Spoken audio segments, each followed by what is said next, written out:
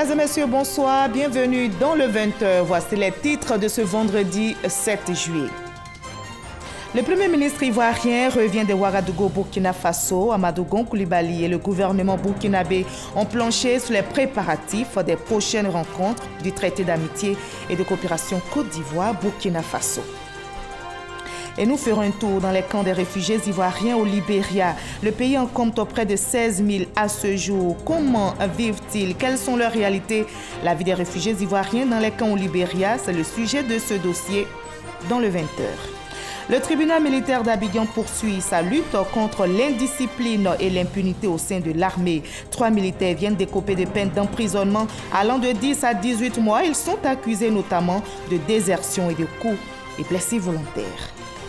La tension est toujours vive à Hambourg, en Allemagne, où se tient le sommet du G20. De nouveaux heurts ont éclaté en marge de ce rendez-vous des grandes puissances. Mise à rude épreuve par les manifestations, la police demande des renforts. Soyez les bienvenus, merci de nous suivre à travers le monde. Le Premier ministre Amadou Gon Coulibaly est rentré du Burkina Faso cet après-midi où il a rencontré son homologue burkinabé Paul Kabatieba en vue de préparer les prochaines rencontres du traité d'amitié et de coopération TAC qui existe entre les deux pays, la Côte d'Ivoire et le Burkina Faso. Et justement, sur place à Ouagadougou, le Premier ministre ivoirien s'est entretenu avec le gouvernement burkinabé. Ils ont planché sur les préparatifs des prochaines rencontres du TAC, traité d'amitié et de coopération entre la Côte d'Ivoire et le Burkina Faso. Explication détaillée avec Michel Digri. Journée marathon pour les deux chefs de gouvernement ivoiriens et burkinabés. Arrivé ce vendredi à Ouagadougou, Amadou Gon Coulibaly aura plusieurs séances de travail avec son homologue Paul Kabatieba. À l'ordre du jour, les préparatifs de la conférence au sommet sur le traité d'amitié et de coopération entre la Côte d'Ivoire et le Burkina Faso. Comme vous le savez, nous avons la réunion du 6e traité d'amitié et de coopération qui se tiendra ici même à Ouagadougou les 17 et 18 juillet. Le 17 sera la réunion au niveau des gouvernements et le 18 sera le sommet avec les chefs d'État. Donc je suis venu aujourd'hui pour que, avec le gouvernement burkinabé, nous travaillions à arrêter l'ordre du jour de ce sommet et à examiner tous les points de coopération que nous voulons soumettre à la décision des chefs d'État le 18. Il est prévu également une audience avec le président du Faso, Roch Marc Christian Kabore. Le traité d'amitié et de coopération entre le Burkina Faso et la Côte d'Ivoire est un accord bilatéral en vue de consolider la coopération entre ces deux pays en marge des cadres institutionnels régionaux de coopération tels que la CEDEAO, l'UEMOA, le Conseil de l'Entente. Ce traité a été signé à Ouagadougou le 29 juillet 2008.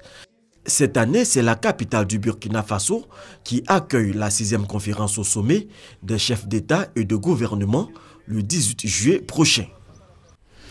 Et avant son départ pour Ouagadougou, le Premier ministre ivoirien et le patronat ont eu une rencontre. Au menu, l'environnement des affaires, le climat social et la compétitivité des entreprises. Le chef du gouvernement ivoirien a mis en évidence l'attractivité de la Côte d'Ivoire. Noël Nyagno nous en dit plus. Politique économique du gouvernement, la place du privé. Voilà le menu du petit-déj pour être dans le ton de la CGECI, Confédération Générale des Entreprises de Côte d'Ivoire, initiatrice de la rencontre. Pour cette première, un invité à la dimension des questions à aborder, le Premier ministre Amadou Gon Coulibaly et une présence variée et colorée, expression de la volonté des privés ivoiriens à jouer leur partition en toute connaissance de cause, parce que les nouveaux enjeux l'exigent. Le secteur privé ivoirien est déterminé à prendre sa place, et toute sa place, dans la transformation structurelle de notre économie. Pour notre part, ce changement structurel n'interviendra que s'il s'appuie sur un tissu dense d'entreprises privées compétitives et de toute taille, grandes, petites et moyennes entreprises. D'où la nécessité de mettre en œuvre les conditions indispensables à la création de nouvelles entreprises performantes des pérennes et au développement de celles qui sont déjà en activité. Pour ces enjeux-là, les privés veulent être rassurés sur la qualité de l'environnement des affaires, l'état du climat social, enfin connaître l'argumentaire de la compétitivité des entreprises. Sur tous ces tableaux, des dispositions adéquates ont été prises.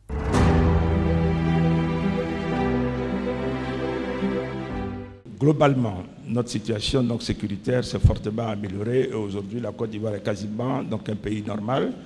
Et le retrait des forces donc, de l'ONUCI à la fin du mois de juin est la traduction de cette reconnaissance internationale. Et pour consolider donc, ce processus, vous avez ces 2 lois de programmation, qu'elles soient de sécurité intérieure ou militaire, qui doteront donc, nos forces de tous les moyens. Pour consolider la paix et sortir définitivement de toutes ces questions du passé qui, je dirais, empoisonnent la vie d'aujourd'hui, la décision a été prise, non pas de reconnaître que l'État doit, mais de faire face donc, à ce stock, mais selon des modalités qui soient compatibles avec nos contraintes en matière de gestion des finances publiques. On veut rationaliser donc, tous les coûts, on veut éliminer tous les faux frais qui n'ont pas lieu d'exister parce qu'il n'y a pas une contrepartie en face claire donc, pour les entreprises en termes de services. Mais là où, de manière objective, il y a un coût qui mérite qu'en face, il y ait un tarif qui permette de couvrir donc, les charges donc, induites donc, pour l'exploitation, c'est le cas, je dirais, de l'électricité, il faut que de manière transparente, donc, on puisse là aussi donc, le faire. Et moi, je suis convaincu que si on mène toutes ces rationalisations ensemble, à la fin de la journée, on se retrouvera avec quand même une situation d'amélioration globale de la compétitivité donc, des entreprises. Mais il faut avoir le courage d'attaquer les faux frais. Une somme d'éléments qui consolide l'attractivité de l'économie ivoirienne. Voilà, à l'intention maintenant des députés de la Commission des Relations extérieures, M. Bessin Kofi Maurice, président de la Commission des Relations extérieures, informe, mesdames et messieurs les députés, membres de la dite commission, que la réunion du lundi 10 juillet 2017 relative à l'examen de 3 projets de loi est reportée à une date ultérieure. L'amicale des payeurs de Côte d'Ivoire à l'étranger s'est retrouvée à Grand-Bassam pour mener des réflexions sur leur contribution à la construction d'un trésor plus performant. Ils ont donc planché sur les impératifs de bonne gouvernance et ont fait l'état des lieux de leur gestion à l'étranger. Le ministre de l'Économie et des Finances, Adama Koné, a pris part à la rencontre. Chantal Ouma-Kandan. Les payeurs publics de la Côte d'Ivoire à l'étranger sont les gestionnaires des postes comptables auprès des représentations diplomatiques et consulaires du pays à l'extérieur. Ces agents du Trésor sont organisés au sein d'une amicale, la PACI. Le Trésor s'appelle la maison des réformes. Chaque fois qu'un événement se crée au niveau du Trésor, il faudrait que nous, qui sommes à l'extérieur, nous soyons aussi bien informés et qu'ensemble nous puissions partager les expériences que nous avons. Désormais, les payeurs sont justiciables devant la Chambre des comptes. Et de ce point de vue-là, ils doivent savoir à quoi s'en tenir par rapport aux critères de jugement de leurs comptes. Et c'est pourquoi d'ailleurs nous avons associé la Chambre des comptes dans nos travaux. Le directeur général du Trésor et de la comptabilité publique assure que des innovations sont menées pour améliorer le fonctionnement aux différents postes. Pour notre part, une administration du Trésor public plus performante, c'est une administration du Trésor qui est capable de mettre à la disposition de l'État et à moindre coût les ressources nécessaires à la couverture de ses besoins. Le ministre Adama Koné a salué cette initiative.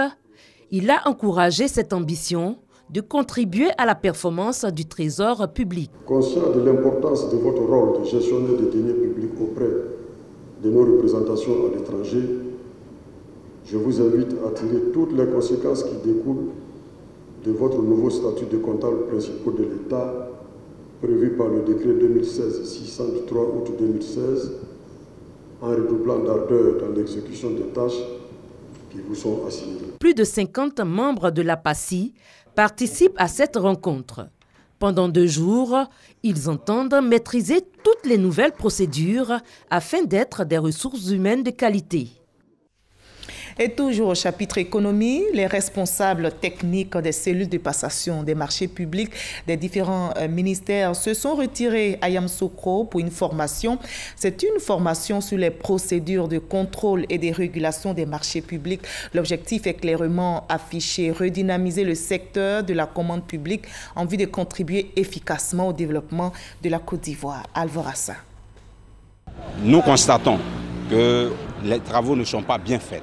C'est face aux griefs des populations, avec des ouvrages qui se dégradent à la première intempérie, que l'Autorité nationale de régulation des marchés publics, ANRNP, et la Direction des marchés publics, DMP, en collaboration avec la Commission administrative de conciliation CAC, ont organisé cette formation sur les procédures de contrôle et de régulation des marchés publics, avec des séances d'échange. Les différentes parties ont tendance à nous saisir pour nous faire connaître la nature de ce litige et nous permettre de pouvoir trancher en équité. Pour le président de l'Autorité nationale de régulation des marchés publics, outre cette formation, c'est toute une stratégie qu'il faut mettre en place face à l'obligation de résultats. Qu'on dise dans les cahiers des charges par rapport à telle zone, par rapport à la pluviométrie, par rapport au trafic, c'est telle consistance qu'il nous faut pour cet ouvrage. Et qu'à la pratique, l'entreprise qui vient l'exécuter, sous le contrôle du maître d'œuvre, s'assure que ce qui a été indiqué dans les cahiers des charges soit ce qui est exécuté effectivement. Les responsables des cellules de passation des marchés publics saluent cette formation tout en promettant plus de rigueur dans leur mission. La DMP nous donne encore des rudiments pour mieux parfaire toutes les procédures de passation des marchés publics en Côte d'Ivoire et aussi à l'ARMP de nous permettre de savoir à quel moment les régulations des marchés se font au profit des opérateurs économiques. Tout ce que nous recherchons, c'est une meilleure gouvernance de la dépense publique. Rappelons que pour ces structures, ANRNP et DMP, le développement de la Côte d'Ivoire se fera en grande partie par la bonne gouvernance dans les marchés publics. Loin de Yamoussoukro, ici à Abidjan, s'est ouvert ce vendredi un dialogue de haut niveau sur le dividende démographique. Le but recherché est de susciter une réflexion et une dynamique afin d'accélérer le projet d'émergence économique de notre pays. Le reportage de Lansene Bakayoko. Le dividende démographique, c'est la capacité pour un pays à tirer profit des avantages liés à la maîtrise de sa population, à l'investissement dans l'éducation, l'emploi aux jeunes ainsi que la bonne gouvernance économique. Sur ce chantier, la Côte d'Ivoire est active, mais les indicateurs ne sont pas au vert. Nous continuons à observer un poids démographique très fort qui absorbe tous les efforts publics de réponse à la demande sociale. Donc cette forte croissance démographique est alimentée par une forte fécondité, estimée à 5 enfants par femme. Conséquence, la jeunesse ivoirienne croît à un rythme démesuré. Aujourd'hui, elle représente 77% des 23 millions d'habitants. Un vrai problème de société. Il s'agit notamment du chômage, du sous-emploi, lié essentiellement à une formation et une qualification insuffisante et très souvent inadaptée. Pour mieux exploiter le potentiel de la jeunesse et augmenter sa productivité, des stratégies et des politiques sont à mettre en œuvre. Pour la bataille de la planification des naissances, les moyens sont limités, mais pour la sensibilisation, le gouvernement déborde d'énergie. Notre ambition nationale en Côte d'Ivoire replace la dynamique démographique, le développement humain et le bien-être social au cœur de la planification stratégique pour bonifier l'indice de développement humain et catalyser l'amélioration des indicateurs sociaux pour une croissance inclusive. Selon les experts, c'est à l'horizon 2050 que la Côte d'Ivoire pourra effectivement tirer parti du dividende démographique. À cette période, le ratio de fécondité sera de 2 enfants par femme.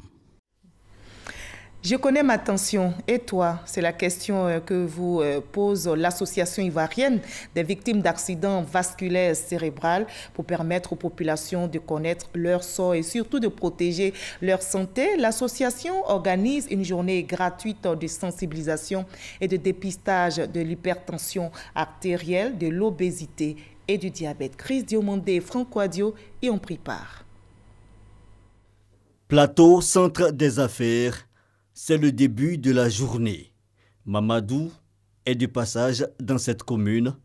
Entre plusieurs courses, pourquoi ne pas se faire dépister du diabète, de l'obésité et de l'hypertension artérielle? Nous sommes à la place ex-Sorbonne, bien visible de nombreuses personnes venues se faire dépister de plusieurs maladies. L'homme est malade, on est sur pied, on ne sait pas qu'on souffre. Je suis venu pour voir si je souffre d'un quelconque mal. Il faudrait que chacun puisse se faire dépister pour savoir de quoi il souffre réellement. La santé, c'est la vie. Se faire dépister contre les tensions artérielles, le diabète et autres nous permettra de nous comporter de façon ponctuelle et puis être au travail à tout moment sans problème. Cette opération gratuite de dépistage à l'initiative de l'Association ivoirienne des victimes d'accidents vasculaires cérébraux vise à aider la population à mieux prévenir cette maladie. Moi, je ne connaissais pas ma tension. Et voici mon état. Les gens qui sont autour de nous, ils n'ont qu'à venir pour faire les dépistages de l'hypertension artérielle, obésité et diabète, pour éviter d'être comme moi. Mon pire ennemi, je ne peux pas lui souhaiter ce que j'ai vécu. Et je suis en train de vivre. L'ONG AIV-AVC entend multiplier ses actions dans plusieurs communes du district d'Abidjan, mais aussi à l'intérieur du pays. On en arrive à notre dossier de ce 20h et ce dossier nous mène dans les camps des réfugiés ivoiriens au Libéria. Le pays en compte, je le disais à l'instant, près de 16 000 à ce jour. Mais comment vivent-ils ces réfugiés? Quelles sont leurs réalités? La vie des réfugiés ivoiriens dans les camps au Libéria, un dossier signé ce soir, Alexis Ouedraogo.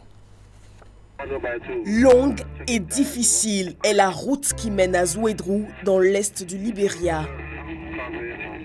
Sur ce chemin qui conduit au camp de réfugiés ivoiriens, il faut souvent de la maestria pour éviter d'être embourbé ou de faire un tonneau. No good road. So that is the problem. Cachés au cœur de forêts luxuriantes, des villages se dévoilent au fil du trajet. Première escale, le camp de Pitipi dans le comté du Grand Gédé. La règle dans ce camp, le système D. Il faut apprendre à se débrouiller pour subvenir aux besoins du quotidien. Ça, je m'allais chercher en brousse. Je tisse. Les gens même quittent à Zouédrou pour payer. C'est dans ça, c'est son argent, je mets ensemble et puis bon, ma femme arrive à faire son petit commerce. Vente de galettes au coco, fabrication de pâtes de manioc, de confiseries adulées par les plus petits ou encore commercialisation de boissons fortes. Il est midi, Aline partage le repas avec sa fille. Aline avoue que les conditions de vie dans le camp sont difficiles. C'est l'exemple que vous voyez là. De dire que nous ne sommes pas à l'aise, on en souffre. C'est un peu ça. C'est l'échantillon qui est là. À Pitipi, quand on est malade comme Anna ce matin, il y a le centre de santé. Mais interdiction de filmer, il faut des autorisations préalables. Retour donc au camp chez Sylvie. Plus d'une fois, Sylvie a échappé à la mort lors des conflits en Côte d'Ivoire. Pour elle qui garde des cicatrices de ses blessures causées par des balles perdues, pas question de retourner, du moins pour le moment. Je voulais rentrer en brousse en fuyant et les gens étaient devant nous.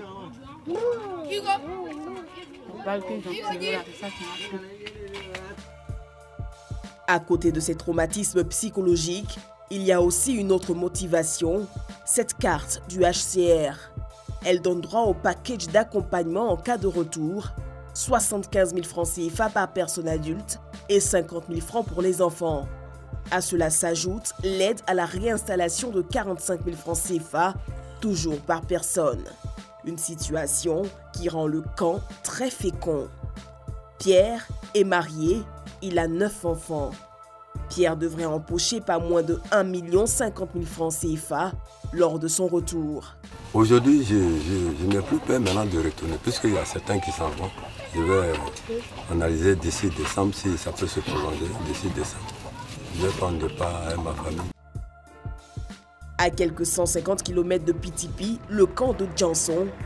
Ici, les réfugiés ivoiriens vivent en parfaite harmonie avec les Libériens qui apprécient ce bon voisinage. Ils ont nos frères, on vit ensemble, on fait tout ensemble. Pour qu'ils rentrent aussi, pour qu'on vienne les rendre visite aussi.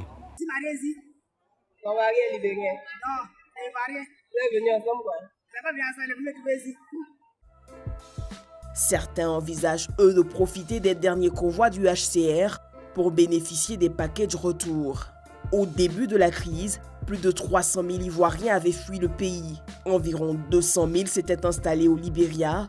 Certains ont regagné de manière spontanée leur pays après la guerre. 75 000 Ivoiriens via le Sahara ont bénéficié de l'accompagnement du Haut Commissariat des réfugiés pour le retour. À ce jour, le Libéria compte quelques 16 000 réfugiés ivoiriens. Ils devront profiter des derniers convois retour du HCR annoncés pour juillet 2017. La vie des réfugiés ivoiriens dans les camps au Libéria, c'était un dossier d'Alexis Ouedraogo. Le ministère de l'Enseignement supérieur et la Fondation Afrique Entrepreneuriat et Développement économique vont faire route ensemble. La coopération a été scellée par une signature aujourd'hui. Les retombées sont visibles déjà. Plus de 10 000 étudiants ivoiriens vont être initiés aux techniques de l'entrepreneuriat en vue de s'insérer dans le tissu socio-économique après leur formation. La première session démarre le 25 juillet prochain à l'université Alassane Ouattara de Bouaké.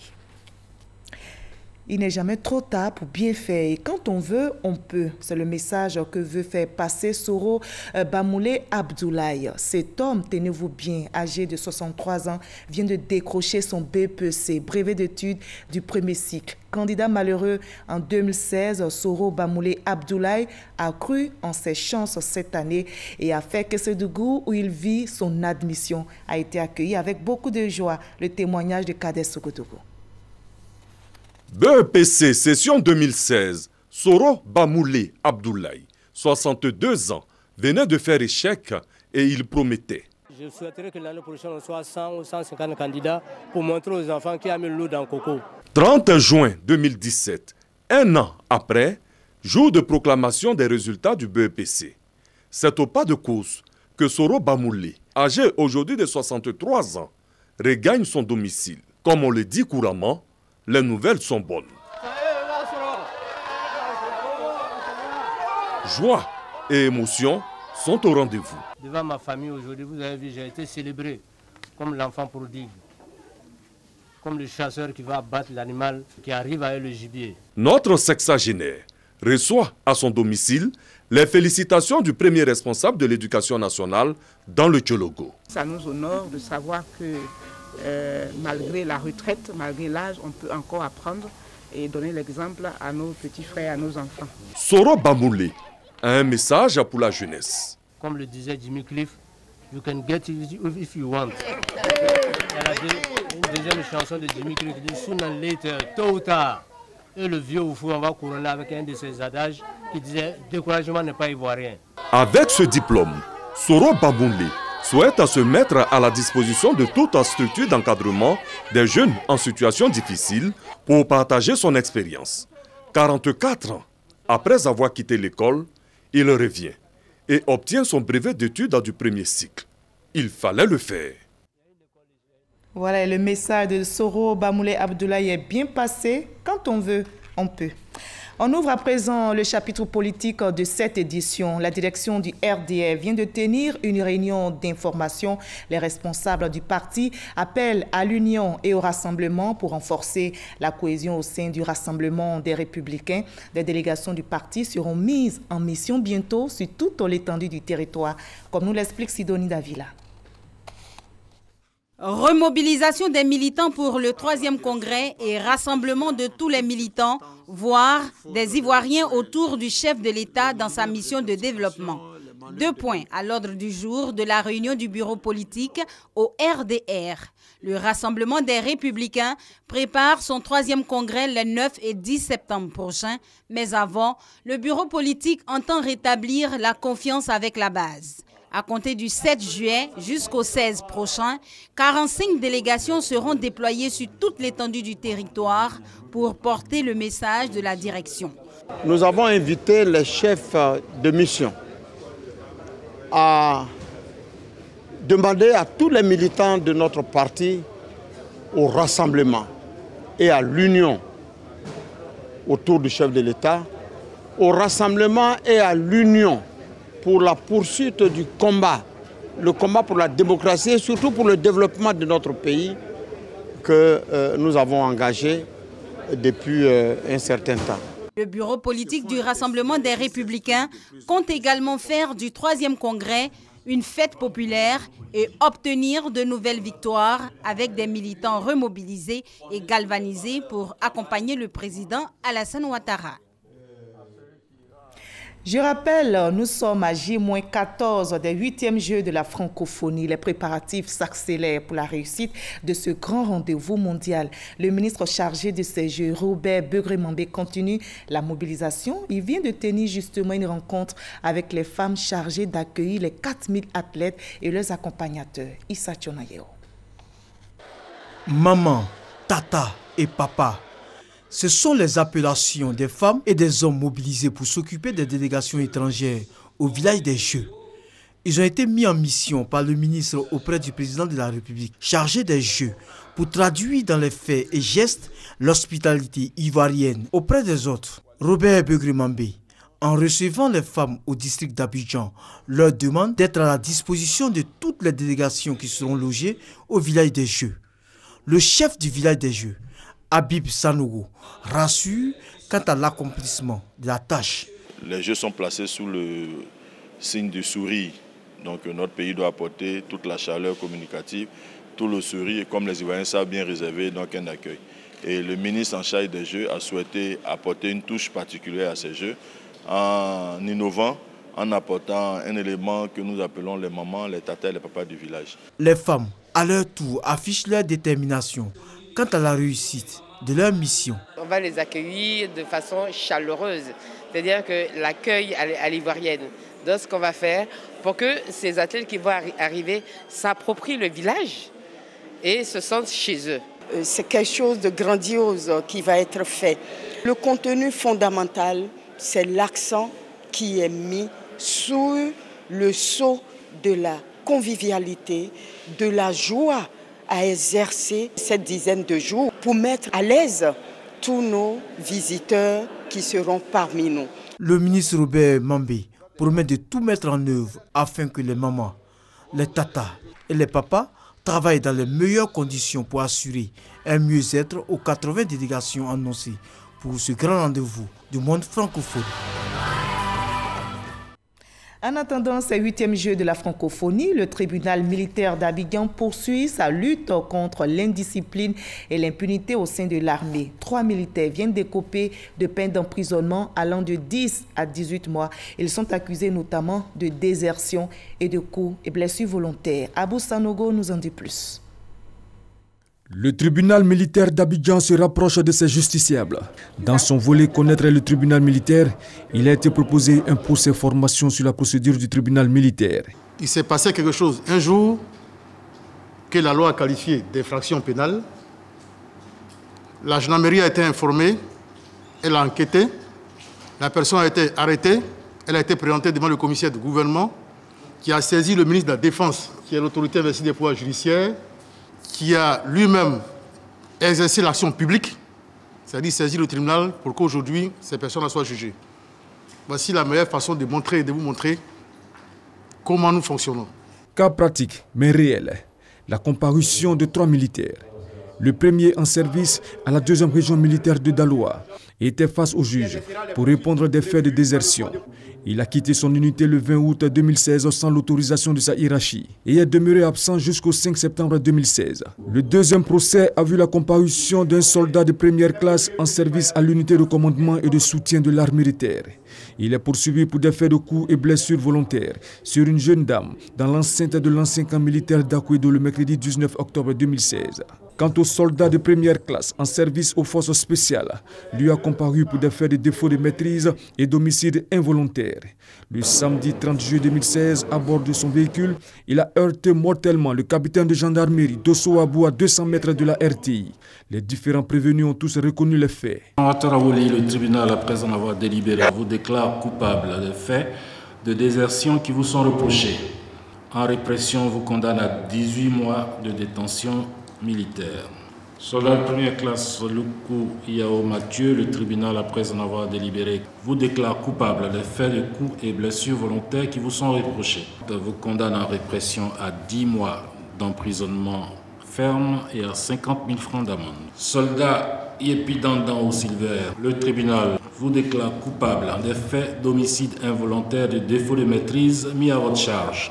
En répression, vous condamne à 12 mois d'emprisonnement ferme et à 100 000 francs d'amende. Ces procès s'inscrivent dans le cadre des premières éditions des journées portes ouvertes du tribunal militaire d'Abidjan qui a aujourd'hui 43 ans.